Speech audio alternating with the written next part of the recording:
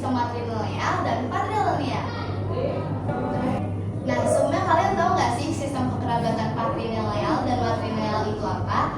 Ini adalah sebuah cara masyarakat untuk mengatur hubungan keluarga dan garis keturunan. Tapi kalian pernah bingung nggak sih, kenapa ada masyarakat yang menggunakan garis keturunan dari ayah dan ada juga masyarakat yang menggunakan garis keturunan dari ibu? Singkatnya, patrilineal atau garis keturunan dari ayah adalah suku atau masyarakat yang menempatkan seorang laki-laki sebagai sentral dalam urusan ekonomi, seperti kekayaan dan kepemilikan lahan. Sebaliknya, sistem matrilineal atau garis keturunan dari ibu terdapat di sebuah masyarakat atau suku yang menempatkan seorang perempuan untuk mengelola aset keluarga seperti rumah dan lahan. Untuk mengupas tuntas soal ini, aku bakal ditemenin sama 3 narasumber yang akan berbagi perspektif dari sukunya masing-masing nih. Ada Nami dari suku Batak Karo, ada Fadil dari suku Dayak, dan ada Adam dari suku Batak Toba. Selamat datang teman-teman. Bilang makasih banget nih buat teman-teman yang udah hadir di sini. Kita mulai dari pertanyaan mendasar dulu kali ya. Nah, kalau boleh tahu nih, teman-teman tuh menganut sistem kekerabatan mana sih? Kalau di keluarga aku sih kayaknya lebih ke sistem patrilineal ya kan? Kalau keluarga aku sih juga ngikutnya patrilineal ya. Jelas aku juga patrilineal. Menarik banget ya, karena di sini tuh semuanya patrilineal. Kalau boleh tahu, di antara sistem patrilineal di suku-suku kalian, apa sih perbedaan utamanya? Bagi kami di suku Batak Karo, patrilineal lebih fokus pada keteraturan sosial. Marga adalah identitas mutlak yang memastikan setiap individu mengetahui posisinya dalam bermasyarakat, terutama dalam masyarakat adat. Ini adalah sistem yang sangat terorganisir dan tidak dapat diubah.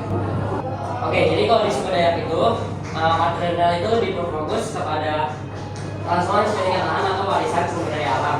Nah, di suku Dayak itu anak laki-laki itu tanggung jawab itu lebih tinggi karena dia harus memegang warisan. Nah, jadi di sistem patrilineal suku Dayak itu dia itu berfokus pada transfer warisan gitu. Di Batak Toba, patrilineal itu sangat erat dengan penghormatan leluhur kami. Kami juga punya tarombo, yaitu silsilah yang melacak keturunan. Setiap anak laki-laki wajib melaksanakannya untuk beragama dan berlangsungan tarombo ini. Ini bukan sekedar nama, tapi juga jadi diri. Nah, kalau yang tadi kan perbedaannya secara luas nih. Kalau boleh tahu, gimana sih sistem patrilineal ini berlangsung di kehidupan sehari-hari? Contoh nyatanya aja ya, mungkin bisa di rumah kalian, mungkin ada yang dulu deh. Kalau yang paling jelas di keluarga aku itu mungkin panggilan kekerabatannya sih kan, seperti panggilan Bi Uda, Mak Uda, Pak Tua, Mak Tua, Mami Uda, Mami Tua. Untuk tante, panggilan Pak Tua, Pak Uda, Mama Tua, Hila, dan lainnya untuk paman. Itu bukan hanya sekedar panggilan keluarga aja, tapi ini juga diambil dari marga dan baru itu marga dari pihak ibu. Jadi di sini tuh keadaan jelas bahwa marga itu sangat berperan penting, sangat berperan untuk menentukan posisi suatu individu dalam panggilan kekeluargaan. Menarik banget nih. Kalau Fadil gimana? Oke, jadi kalau keluarga aku peran patrilineal itu mulai terlihat saat anak laki-laki itu diajarkan atau diajarkan lah ya, katanya diajarkan untuk menjaga warisannya.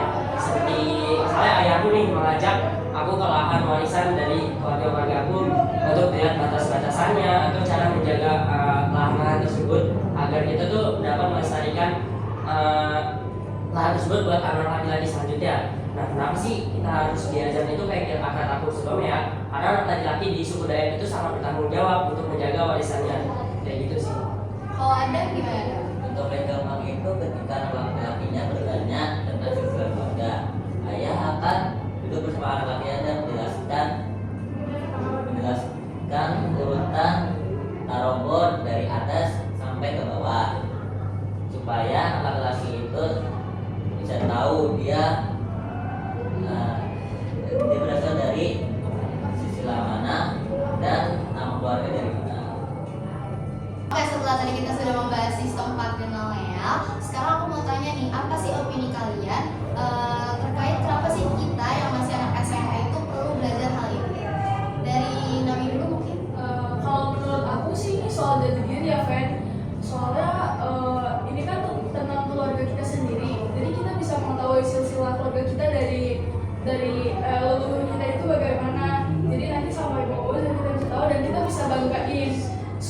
sendiri kepada orang-orang lain gitu sih.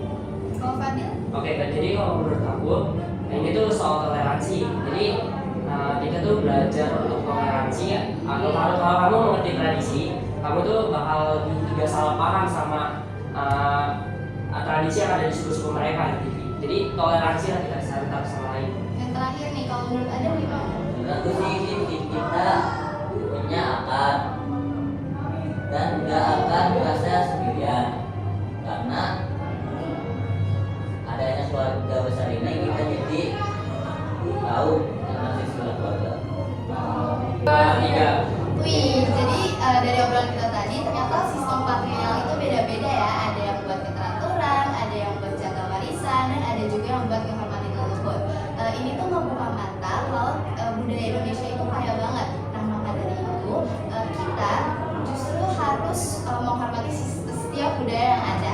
Jadi sebelum ini berakhir, aku tuh terima kasih banget buat Nami, buat Fadil, dan buat Adam yang udah ada di sini dan menyebarluaskan ilmu-ilmu yang keren-keren banget nih. Jadi segitu aja podcast kita hari ini. Sekian, terima kasih. Sekian, terima kasih. Sampai jumpa. Indonesia is the most beautiful land in the universe. The land where we were born. The nation where we grew up. So many colors that live together in peace. With a million timeless treasures. With an abundance.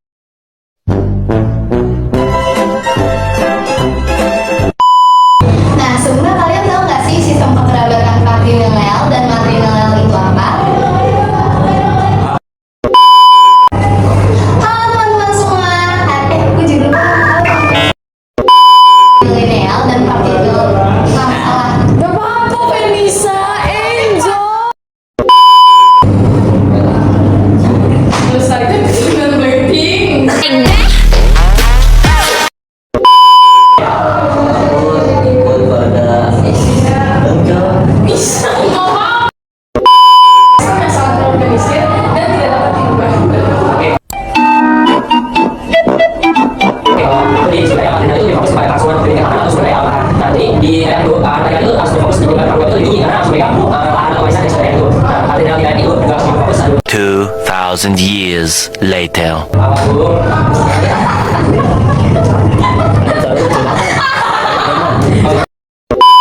Dalam bangsa Indonesia.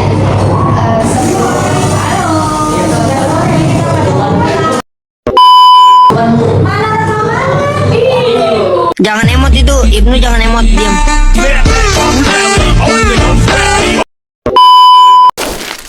Saatnya sudah akhir sekali. Terima kasih dan jumpa lagi.